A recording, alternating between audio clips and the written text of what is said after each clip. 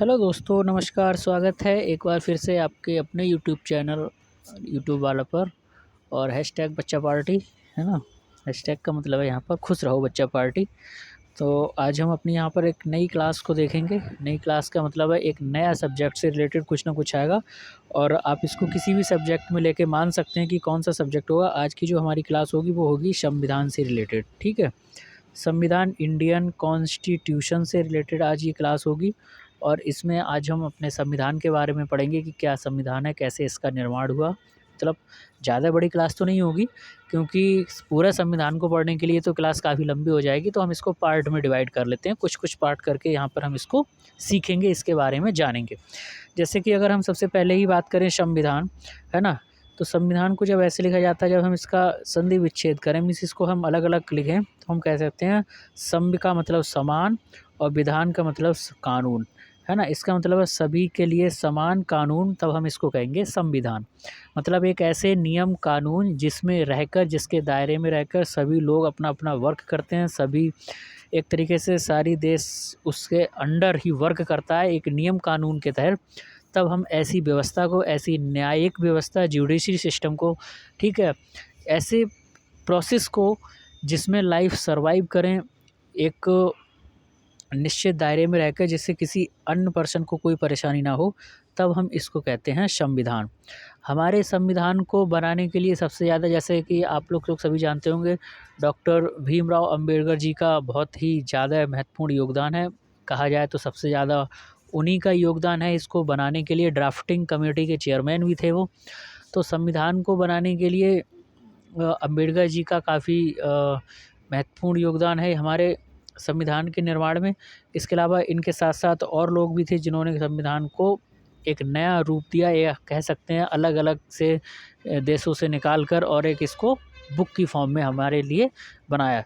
हम लोग जैसे जानते हैं कि भारत देश का जो संविधान है वो सबसे बड़ा है और सबसे बड़ा लिखित संविधान है। ऐसा नहीं है कि बड़ा ही है, ये कैसा है, हैंड रिटन, मतलब लिखित संविधान में आता है। हमारे भारत देश का सबसे बड़ा संविधान है, लिखित है। पूछा जाता है कभी कभी कि सबसे बड़ा लिखित संविधान किसका है, तो भारत का है। और लिखित संविधान किसका नहीं है, तो वो आता है यूएसए। यूएसए के पास अपना लिखित संविधान नहीं है। उसको जैसे भी फॉर्म में मान सकते हैं आप, वैसे वहाँ चलता है, लेकिन लिखित में नहीं है। इसके बाद में हम यहाँ पर बात करते हैं, जैसे संविधान का सबके लिए समान कानून। फिर ये आता है कि कितने दिनों में बन के तैयार किया गया। तो संविधान को बनने में 2 साल 11 माह, मीन्स हम इसको कह सकते हैं 11 मंथ और 18 दिन का समय लगा था। यानी कि पूरे इंडियन कॉन्स्टिट्यूशन को बनने में 2 साल 11 महीने और 18 दिन का टाइम लगा था। इसके बाद में संविधान को जब बनाया गया तो संविधान के कुछ भाग आए थे, जिसको हम लेसन कहते हैं। ठीक है, भाग को हम क्या कहते हैं, यहाँ पर लेसन कहते हैं। तो संविधान में कितने भाग हैं, तो संविधान में 22 भाग हैं। फिर संविधान में कुछ अनुसूचियाँ हैं। तो अनुसूचियाँ जैसे हम लोग पढ़ते हैं ना चैप्टर, तो चैप्टर को हम क्या कह देते हैं, लेसन। तो लेसन कितने हैं, 22। उसके बाद में है लेसन के अंदर कौन कौन से टॉपिक हैं, तो टॉपिक को हम क्या मान सकते हैं, एक तरीके से अनुसूचियाँ। भाई हम कोई चैप्टर पढ़ेंगे तो वो चैप्टर होगा, तो चैप्टर को हम क्या कह देते हैं, पार्ट 1 चैप्टर। लेसन भाग क्या है, पहला लेसन। उसके अंदर कुछ अनुसूचियाँ होंगी, मीन्स टॉपिक होंगी, तो टॉपिक को हम क्या कहते हैं, अनुसूचियाँ। तो अनुसूचियाँ कितनी हैं, तो हमारे भारतीय संविधान में पहले अनुसूचियाँ थीं 8, बाद में इनमें 4 अनुसूचियाँ और जोड़ दी गई हैं। तो अब कितनी हो गई अनुसूचियाँ, 12। ठीक है, 22 भाग 12 अनुसूचियाँ, पहले 8 थीं और अब जो है 12 हो गई। अब आते हैं कि इसमें अनुच्छेद कितने हैं। अनुच्छेद का मतलब हम कहते हैं आर्टिकल। तो इसमें आर्टिकल कितने हैं, तो आर्टिकल पहले कितने थे, 395। कितने थे, 395। और अब आर्टिकल की संख्या 400 से प्लस हो गई है। हम कह सकते हैं कि 450 से भी ज़्यादा इस समय जो हमारे इंडियन कॉन्स्टिट्यूशन में सुधार कर करके इनको कितना बना दिया, लगभग 450 से ज़्यादा अनुसूचियाँ अब हमारे भारतीय संविधान में हो गई हैं। अब इसमें आता है सबसे पहले कि हम इसमें आज हम जो बात करेंगे वो सबसे पहले बात करेंगे अनुसूची की। ठीक है, भारतीय संविधान के हम क्या चीज़ पढ़ेंगे, अनुसूचियाँ पढ़ेंगे। और एक एक अनुसूची को बहुत ईज़िली पढ़ेंगे याद करते हुए। ऐसा नहीं है कि आपको इस क्लास को दोबारा देखने की ज़रूरत नहीं पड़ेगी। वीडियो क्वालिटी अगर आपको क्लियर आ रही हो, वॉइस क्लियर आ रही हो, तो आप वीडियो को लाइक और शेयर ज़रूर करें। तो चलिए हम यहाँ पर शुरू करते हैं। सबसे पहले अपनी अनुसूची, और सबसे पहले अनुसूची में हम लेते हैं पहली अनुसूची। तो पहली अनुसूची में क्या कहा है कि भारत जो है वो राज्यों का संघ है। भारत क्या है? भारत राज्यों का संघ है। राज्यों का संघ है, यानी कि यूनियन। संघ को हम क्या कहते हैं? यूनियन। तो भारत क्या है? यूनियन है। ठीक है। जैसे कि आप लोगों को पता है कि हमारे देश के आज़ाद होने से पहले हमारा जो देश था वो 512 छोटी छोटी रियासतों में, कहते हैं ना, छोटे छोटे पार्ट्स में एक तरीके से अलग अलग था, टूटा हुआ था, जिसके लिए सरदार वल्लभ भाई पटेल ने इनको क्या किया? सभी रियासतों को मिलाने का काम किया। मतलब सारी रियासतों को इन्हीं से मिलवाया गया। कि जैसे जो संविधान सभा के जो निर्माण में शामिल लोग थे, जवाहरलाल नेहरू जी थे, अंबेडकर जी थे, एम.एन. राव जी थे, डॉक्टर राजेंद्र प्रसाद जी थे, और जो इनकी कमेटी में सदस्य थे उन सभी लोगों ने, सच्चिदानंद जी थे। ठीक है। तो इनकी कमेटी में सारे लोगों ने जो जिम्मेदारी दी थी, सभी भारत के जो टूटे टूटे टुकड़े थे, राज्य थे, एक तरीके से रियासतें थीं, जैसे क्षेत्र कहते हैं, है ना, एरिया जिसको हम क्षेत्र कह देते हैं, कि मगध अलग था, उसके बाद में बंगाल अलग था, और एक तरीके से हम कह सकते हैं अवध राज्य अलग था, है ना। तो इस तरीके से ये जितने भी अलग अलग जो रियासतें थी, इनको मिलाने का, विलय करने का जो काम था वो सरदार वल्लभ भाई पटेल का था। और इनका बहुत ही ज़्यादा इम्पोर्टेंट रोल माना जाता है, इसीलिए हम इनको लौह पुरुष भी कहते हैं, है ना। अपनी बात पर एक तरीके से टिके रहे, और भारत की जो अखंडता थी वो इन्होंने बनाए रखी। मतलब जो भारत खंड खंड में टूटा हुआ था उनको एक तरीके से कह सकते हैं एक साथ जोड़ने का इन्होंने काम किया था। तो इसमें जो सबसे पहले आता है वो आता है भारत। क्या हमने बताया? भारत पहली अनुसूची में कि भारत कैसा है? राज्यों का संघ है, यानी कि यूनियन है, यानी कि भारत को कभी भी तोड़ा नहीं जा सकता है। जैसे सबसे पहले एक आता है कन्फिड्रेशन, एक होता है कन्फिड्रेशन। ठीक। कन्फिड्रेशन का सिंपल सा मीनिंग होता है कि ईज़िली हम इसमें शामिल हो भी सकते हैं, और अगर अपनी मर्जी है तो हम इससे टूट भी सकते हैं। मतलब आसानी से अलग हो जाते हैं, इसमें किसी का कोई ज़्यादा प्रेशर नहीं होता है। तो हम इस प्रकार के समझौते को कहते हैं कन्फिड्रेशन। इसके बाद में एक आता है फेडरेशन। आपने सुना होगा फेडरेशन। फेडरेशन में क्या होगा कि फर्स्ट और सेकंड दोनों की अनुमति होगी, तब हम इसमें से टूट सकते हैं। मतलब मिल तो सकते हैं, लेकिन इसमें से अलग जब होंगे जब दोनों की सहमति होगी। अगर कोई भी असहमत है तो फेडरेशन में अलग नहीं हो सकते। उसकी बाद में आता है यूनियन। यूनियन का सिंपल सा मीनिंग है कि अगर आप एक बार इसमें शामिल हो गए तो चाहे आपकी मर्जी हो या आपका मर्जी ना हो, इसमें से आप अलग नहीं हो सकते। तो जब बहुत सी रियासतें मिलाई जा रही थीं तो सरदार वल्लभ भाई पटेल के सामने ये बहुत सी प्रॉब्लम आई थी। से किसी न किसी रियासत के लोगों ने कहा था कि हम भारत में क्यों शामिल हों, हमें क्या मिलेगा? आप जो भारत को जोड़ रहे हैं, राज्यों का संघ बना रहे हैं, इसमें हमको क्या मिलेगा? तो उन्होंने कहा देखो भाई, आप अभी जुड़ जाइए, और जब आपको अलग होना हो आप अलग हो जाना। तो उन्होंने कहा ठीक है, ये तो अच्छा है, अगर अभी आप साथ दे दीजिए, अभी हम आप हमारा साथ दे दिए, जब कभी आपको ज़रूरत होगी तो हम आपका साथ देंगे। तो उन्होंने क्या कहा, रियासतों को मिलाने के लिए क्या किया, उन्होंने थोड़ी चालाकी भी दिखाई कि आप अभी जुड़ जाइए और जब आपको अलग होना हो तो आप अलग हो जाइए। तो उन्होंने किस पे साइन करा लिए? उन्होंने साइन करा लिए यूनियन वाले पे, है ना। उनके पास तीनों प्रस्ताव थे, फेडरेशन, कन्फेडरेशन का भी था, यूनियन का, लेकिन उन्होंने साइन किस पे करा लिए? यूनियन का। अब बाद में वो देख के पछता रहे होंगे, सर फोड़ रहे होंगे, ओहो ये क्या हो गया कि हमसे झूठ बोल के साइन करा लिए। लेकिन अब एक बार साइन हो गए, यानी कि उन्होंने क्या किया, भारत को जोड़ने के लिए सभी को किस में जोड़ लिया? यूनियन में। तो हम अगर पढ़ेंगे कि भारत क्या है, तो भारत क्या है? यूनियन है, राज्यों का एक संघ है।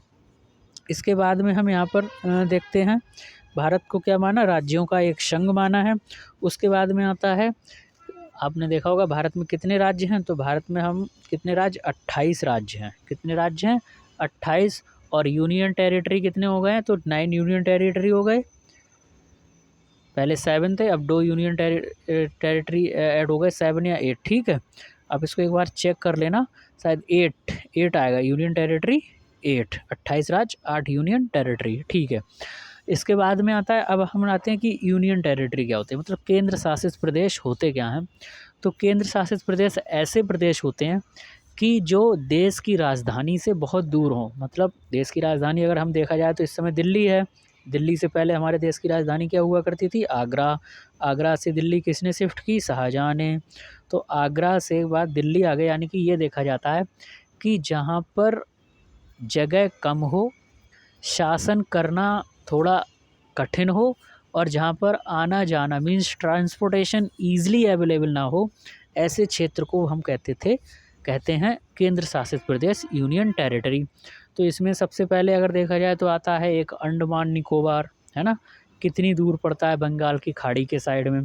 फिर है दादर नागर हवेली, ये भी क्या आता है हमारा, यूनियन टेरिटरी में आ जाता है।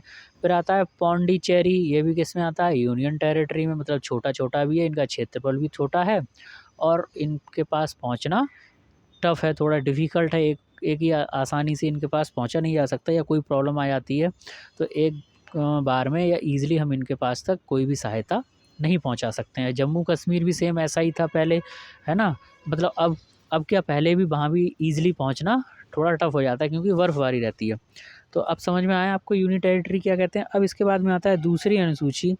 तो दूसरी अनुसूची में आता है वेतन, ठीक है। इसको हम कहते हैं तनख्वाह। तनख्वाह का मतलब तन को खाओ, इसको क्या कह देते हैं, तनख्वाह।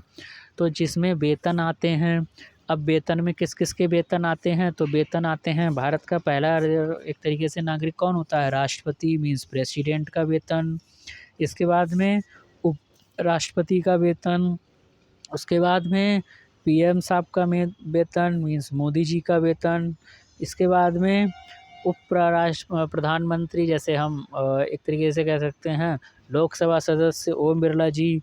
इसके बाद में है जजेस, और भी जितने सरकारी ए ग्रेड के जो गैजेट्स हैं, अधिकारी हैं, उन सभी का इसमें वेतन आ जाता है। तो सबसे ज़्यादा हम कह सकते हैं तो जो सेकंड नंबर की अनुसूची है उसमें क्या है, तो जो राज्यों के वेतन हैं, कर्मचारियों के वेतन हैं, या जितने भी राज्य के बड़े बड़े मंत्री हैं, ठीक है, अच्छे अच्छे पदों पर मीन्स देश को चलाने के लिए जो महत्वपूर्ण पदों पर विराजमान लोग हैं, उनके वेतन के बारे में कौन सी अनुसूची में बात किया गया है, सेकंड अनुसूची में। अब तो आपको याद होगा, फर्स्ट अनुसूची में क्या है, भारत राज्यों का संघ है। सेकंड अनुसूची में क्या है कि भारत के नागरिक हैं, जो प्रथम राष्ट्रपति, प्रधानमंत्री हैं, राज्यपाल हैं, इनके वेतन। थर्ड में क्या आता है, शपथ। थर्ड में क्या आता है, शपथ, ओथ, OATH, कि हम शपथ लेते हैं, है ना, कि वेतन को जेब के अंदर रखेंगे। हाँ हाँ, ऐसा ही तो कुछ होता है कि हम शपथ लेते हैं कि कर्तव्य निष्ठा के साथ भारत की अखंडता और प्रभुता को बनाए रखेंगे, लेकिन ऐसा कुछ भी नहीं करते हैं। तो उसमें क्या लेते हैं शपथ, कि हम शपथ लेते हैं कि वेतन के लिए रोज़ अनशन करेंगे, रोज़ बसें जलाएंगे, भेदभाव करेंगे, अपने भत्ते बिल्कुल नहीं छोड़ेंगे, है ना। तो ये किस में आ जाता है, शपथ में। एक पढ़ के लाते हैं सब नेता हमारे यहाँ सब नेता ऐसे होते हैं, अंगूठा छाप, कुछ आता जाता तो है नहीं उनके लिए। एक पेपर फ़ोटोकॉपी निकाल के लाते हैं कॉन्स्टिट्यूशन में से, फ़ोटोकॉपी शपथ के लिए, कि मैं शपथ लेता हूँ, ऐसे करके बोलते हैं, है ना। इन नालायकों को इतना भी नहीं, गधों को आता है कि पढ़ भी लें अंगूठा छाप। भारत के जो कोई भी मंत्री संतरी, एजुकेशन मिनिस्टर ही देखो किस टाइप के यहाँ के एजुकेशन मिनिस्टर होते हैं, उन्हें यही नहीं पता है कि एजुकेशन होता क्या है, तो मिनिस्टर पता नहीं कहाँ से बन जाते हैं। तो एजुकेशन मिनिस्टर, और ये हमारे एक भारत का एक लोकतंत्र है जो उनके लिए इस चीज़ की आज़ादी देता है। इसके बाद में इनके बारे में शपथ की बात कही गई है, कौन से अनुच्छेद में, अनुच्छेद नंबर 3 में। तो तीसरे अनुच्छेद में क्या है, शपथ की बात की गई है। जितने भी राज्यपाल हैं, प्रधानमंत्री है, राष्ट्रपति है, और देश के जजेज़ हैं, इनकी क्या है, शपथ की बात यहाँ पर की गई है।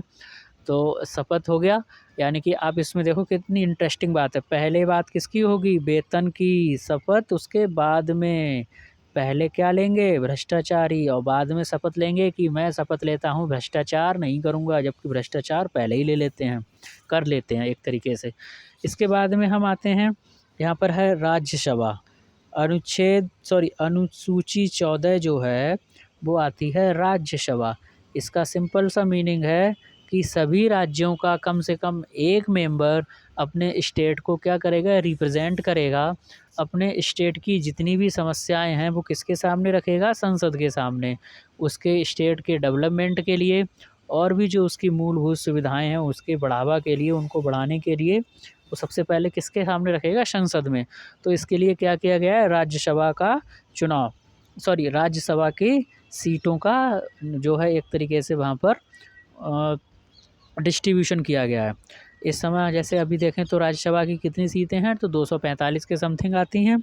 इसके बाद में है 5वीं अनुसूची में एससी और एसटी अनुसूचित जो जनजातियां हैं, जैसे छत्तीसगढ़ है, मेघालय है, नागालैंड साइड में जो ट्राइबल्स हैं, अनुसूचित जनजातियां हैं, जो उनके उत्थान के लिए, उनको बढ़ावा देने के लिए, उनके जीवन को और अच्छा बनाने के लिए, और दूसरी भाषा में हम कह सकते हैं कि उनके लिए एक तरीके से सारी मूलभूत सुविधाओं को उपलब्ध कराने के लिए जो अनुसूची या जो जिस अनुसूची में इन लोगों का प्रावधान किया गया है वो कौन सी अनुसूची है, अनुसूची 5। ठीक है, तो अब आपको फिर से एक एक करके हम रिवाइज कराते हैं। पहली अनुसूची में क्या है, भारत क्या है, यूनियन है किसका, राज्यों का। सेकंड अनुसूची में क्या है, वेतन, तनख्वाह, आप ऐसे याद करके याद करें। थर्ड अनुसूची में क्या है, शपथ, पहले हम करेंगे भ्रष्टाचारी, उसके बाद में लेंगे शपथ, मैं शपथ लेता हूँ कि मैं रिश्वत नहीं लूँगा। ठीक है, फोर्थ में है राज्यसभा, यानी कि राज्य का एक कोई प्रतिनिधित्व करेगा, कहाँ, राज्यसभा में। फिर है 5वां है एससी और एसटी के लिए जो भी अच्छा कोई काम, अच्छा काम करने का मतलब ये नहीं है कोई भी, मतलब एससी एसटी कास्ट के लिए वो अपने एक तरीके से अच्छे अच्छे वर्क, उनको एक तरीके से हम कह सकते हैं भारत के साथ और जैसे नागरिक हैं उनके साथ जोड़कर, उनकी शिक्षा को, प्रबंध को लेकर, उनके हॉस्पिटैलिटी के लिए, मीन्स हॉस्पिटल की सुविधाएं, मूलभूत जो भी जीवन जीने के लिए सुविधाएं हैं उनके लेकर, उनकी बात को आगे कर रखने के लिए एससी एसटी शेड्यूल का भी एक वहाँ पर प्रावधान किया गया है, उनको भी कोई ना कोई रिप्रेजेंट करेगा। इसके बाद में आता है 6 नंबर पे, तो 6 नंबर पे हैं जो पूर्वोत्तर राज्य।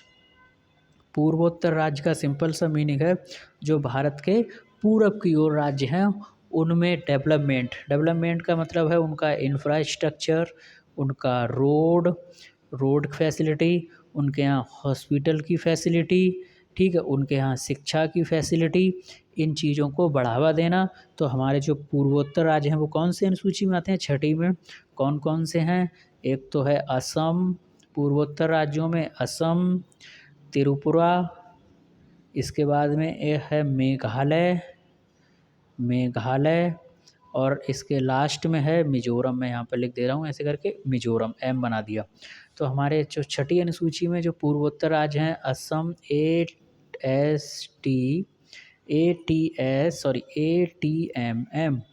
ATMM, असम, त्रिपुरा, मेघालय, मिजोरम, यानी कि जो पूर्वोत्तर राज्य हैं इनमें इंफ्रास्ट्रक्चर को डेवलप करने के लिए, इनकी रोड कनेक्टिविटी को डेवलप करने के लिए, तो जो इसमें अनुसूची में इसको रखा गया है पूर्वोत्तर राज्य के डेवलपमेंट के लिए, वो किस में रखा गया है, अनुसूची नंबर 6 में रखा गया है।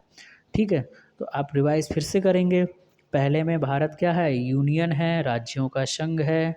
दूसरी अनुसूची में वेतन, ये अनुसूची बहुत अच्छी लगती है हमें, है ना, दूसरी अनुसूची वेतन।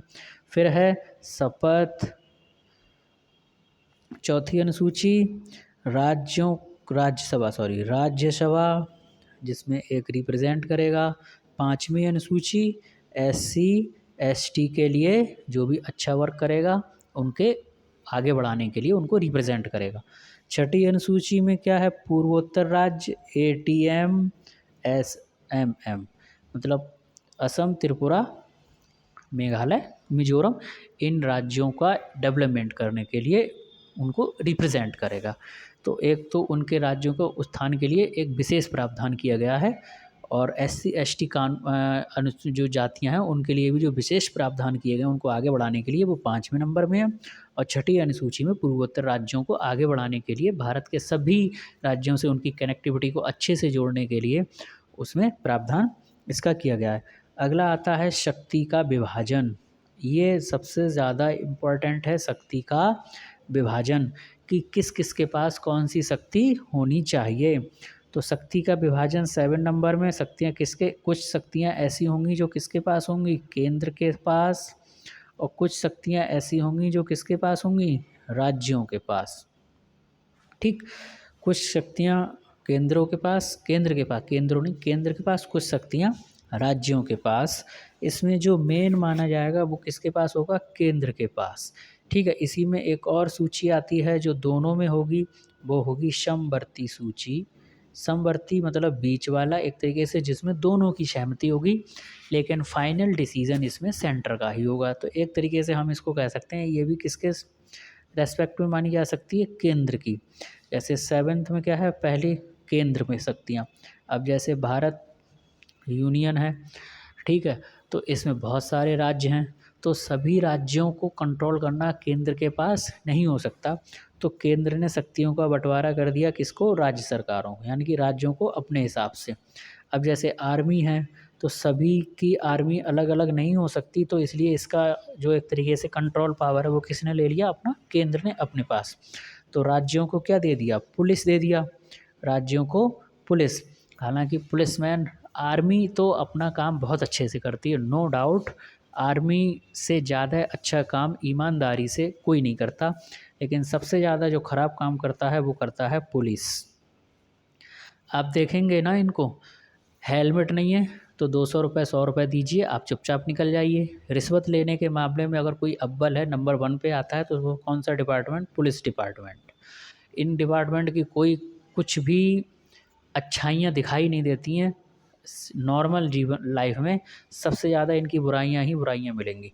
ये सारे अच्छे कामों को बुरे कामों में ज़रा देर में कन्वर्ट कर देते हैं, आप पैसे दे दीजिए। ये सारे बुरे कामों को अच्छे कामों में दिखा देंगे, आप क्या दे दीजिए, इनको रुपए दे दीजिए।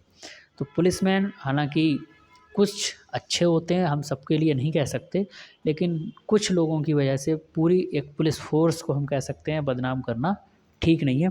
हालांकि इन लोगों का की वजह से ही हम लोग अच्छे से रह पाते हैं, सोसाइटी एक तरीके से अच्छे से रहती है। और लेकिन इनमें से जो कुछ लोग हैं उनकी वजह से पूरी पुलिस डिपार्टमेंट को बदनाम होना पड़ता है। क्योंकि मोस्टली हमने अपनी लाइफ में खुद देखा है कि रुपए दे के मुजरिम को छोड़ देना, रुपए दे के जाने देना, हेलमेट नहीं है तो जाने देना, चालान नहीं काटना, जानने वाला है तो उसका चालान नहीं काटना।